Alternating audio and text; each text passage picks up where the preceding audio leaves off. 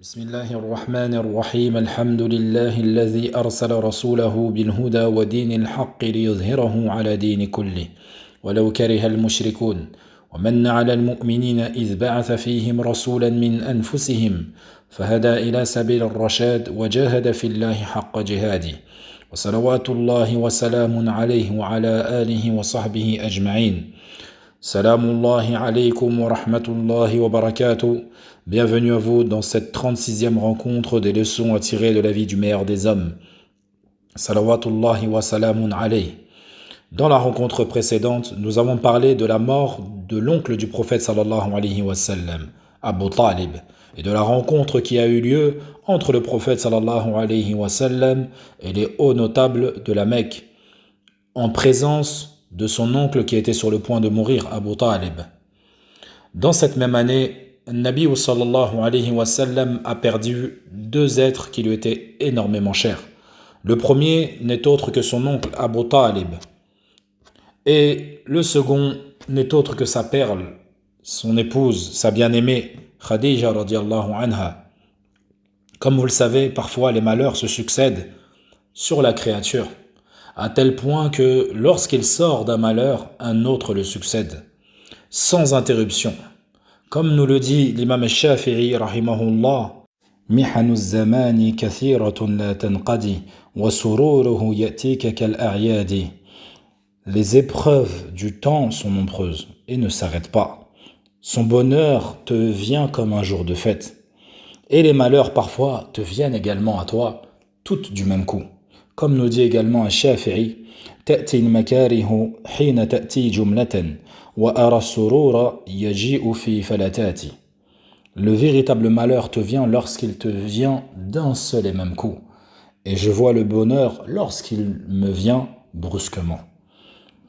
Et cette année fut compliquée pour le prophète sallallahu alayhi wa sallam. Il a dû vivre et surmonter cette épreuve et cette année qui était l'une des plus compliquées pour lui. Son oncle bien-aimé mourut, et il mourut sur la mécréance. Son épouse également mourut dans la même année. L'imam Ibn Kathir rahimahullah, il nous dit qu'ils étaient les deux êtres les plus aimés, l'un d'un aspect extérieur et le second intérieurement. L'un mécréant et l'autre véridique, croyant, radiyallahu anha wa ardaha. Et Ibn Ishaq rahimahullah nous dit que Khadija radiyallahu anha mourut dans la même année et que les malheurs se sont succédés sur le prophète sallallahu alayhi wa sallam par la mort de Khadija radiyallahu anha, alors qu'elle est la première à avoir rendu véridique le messager d'Allah sallallahu alayhi wa sallam et se réconforter auprès d'elle, et par la mort de son oncle qui était un secours pour lui, une aide, et il l'a aidé face à son peuple.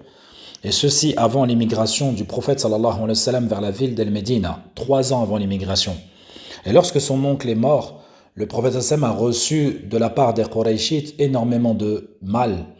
Et cela, il ne pouvait l'espérer. Les Qurayshites ne pouvaient espérer atteindre le prophète sallallahu alayhi wa sallam de cette manière lorsque Abu Talib était encore vivant. Et lorsque les faibles d'esprit parmi les Qurayshites purent prendre une poignée de terre et la verser sur la tête du prophète sallallahu alayhi wa sallam.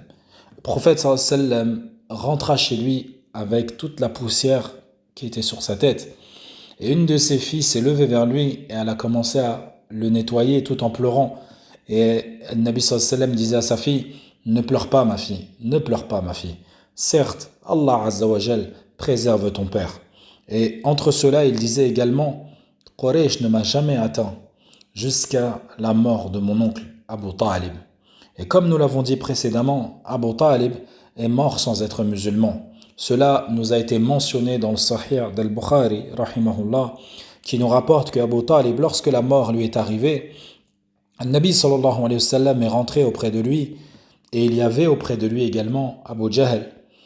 Et le Nabi sallallahu alayhi wa sallam dit à Abu Talib, Ya Am, oh mon oncle, mon cher oncle, قل لا إله إلا الله كلمة أحاج لك بها عند الله. Et Abu Jahl disait à Abu Talib, ou Abdullah ibn Abi Umayya disait également, Ya Aba Talib, atarghabu an millati Abd al-Muttalib. Et il ne cessait de les répéter, cette parole de mécréance, jusqu'à ce que la dernière parole de Abu Talib soit le fait d'être sur la religion de ses pères, de la religion de Abd al-Muttalib. Et il a refusé de dire La ilaha illallah.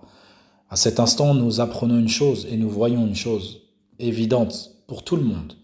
C'est qu'il est très important de choisir nos compagnons, choisir nos amis et de ne pas être accompagné de gens qui sont mauvais, qui t'écartent de la voie de la vérité, qui t'écartent de la religion d'Allah Azza wa Jal. Les mécréants ont tout fait et n'ont jamais abandonné Abu Talib jusqu'à même son dernier souffle de vie. Ils ont tout fait pour le faire dévier, pour l'empêcher de rentrer dans cette religion de paix. Ils l'ont donc empêché de répéter la parole du prophète sallallahu alayhi wa sallam, qui était la parole de monothéisme pur, celle avec laquelle, si tu l'as dit, tu rentres au paradis. Et certes, l'individu, l'homme, est sur la religion de celui qu'il fréquente. Que chacun de vous regarde qui il fréquente. Celui qui souhaite le bien dans cette vie d'ici-bas et dans l'au-delà, qu'il observe qui il fréquente, qui il a autour de lui, et qu'il s'accompagne des gens du bien.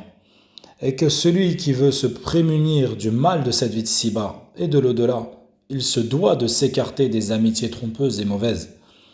Un Nabi sallallahu alayhi wa sallam, il dit « Je demanderai pardon pour toi tant qu'il ne me sera pas interdit cela. » Et c'est pour cela qu'Allah Azza wa Jalla a révélé les versets où il dit ما كان للنبي والذين آمنوا أن يستغفروا للمشركين ولو كانوا أولي القربى من بعد ما تبين لهم أنهم أصحاب الجحيم.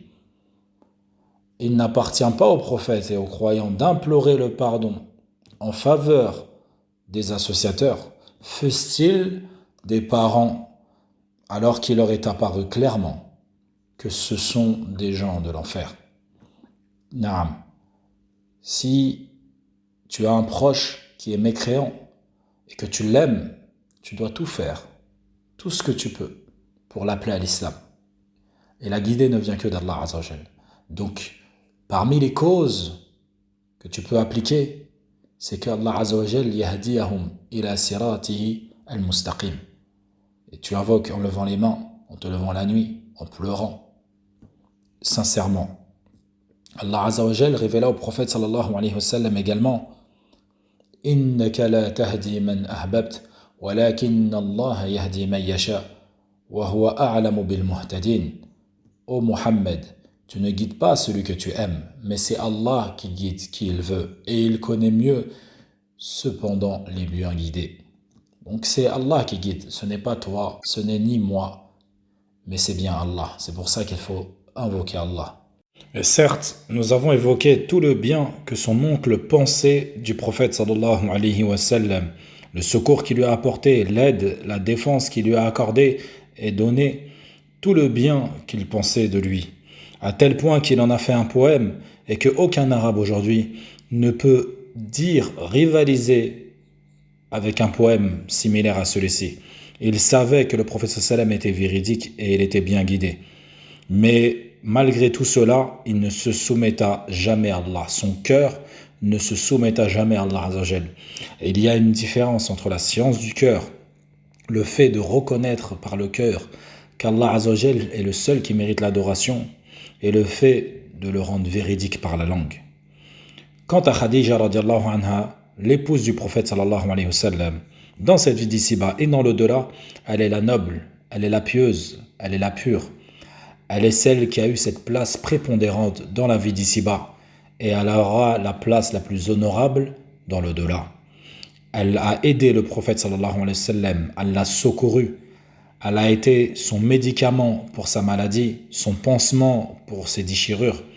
Al-Bukhari, rahimahullah, nous rapporte concernant les mérites de Khadija, le hadith de Abi Hurayra radiyallahu anhu. Il dit que Jibril alayhi salam est venu au prophète sallallahu alayhi wa sallam et il lui dit: ô messager d'Allah, celle-ci est Khadija qui vient avec un repas. Lorsqu'elle vient à toi, transmets-lui le salam de son Seigneur et le mien. Puis annonce-lui la bonne nouvelle d'un palais de perles au paradis, exempt de tout bruit et de toute fatigue. As-Suhayli rahimahullah nous dit: il lui a été fait la bonne annonce d'une maison au paradis constituée de perles, car elle a gagné la perle des premiers, le fait d'être la première à s'être convertie à l'islam. Et elle sera préservée de tout bruit et de toute fatigue, car elle n'a jamais élevé la voix, elle n'a jamais élevé sa voix sur le prophète sallallahu alayhi wa sallam. Et également, elle ne s'est jamais plaint de fatigue au prophète sallallahu alayhi wa sallam. Elle lui a jamais rendu la vie difficile. Elle ne lui a jamais causé de tort. Alayhi afdalus salatu wa tammas salam. Et si les femmes étaient comme nous l'avons évoqué précédemment, en parlant de Khadija, elle aurait certes surpassé les hommes. Et c'est bien elle, Khadija radiallahu anha, la femme du prophète sallallahu alayhi wa sallam, qui a une place prépondérante et élevée auprès de tous les musulmans. Hiya al-mu'minin. Et comme il est venu dans le hadith, beaucoup d'hommes ont atteint la perfection et peu de femmes, excepté 3 d'entre elles. La première, Maryam ibnatu Imran, wa Asya imratu Fir'aun, wa Khadija bintu Khuwaylid. Et le mérite de Aïcha en comparaison de toutes les femmes est comme la comparaison du plat al-tharid par rapport à tous les autres repas, qui était un repas consommé à l'époque de la pré-islamique.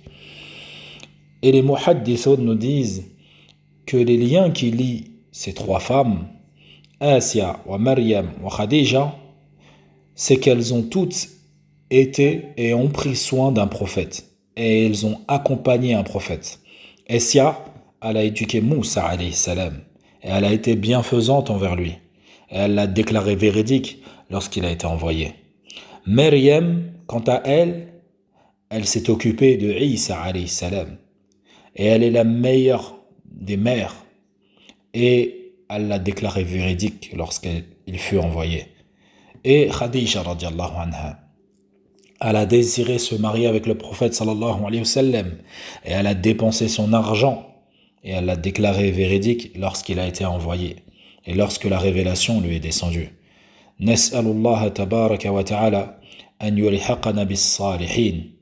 وأن يجعلنا من ورثة جنات النعيم إنه جل وعلا جواد كريم وصل الله وسلم على نبينا محمد وعلى آله وصحبه أجمعين.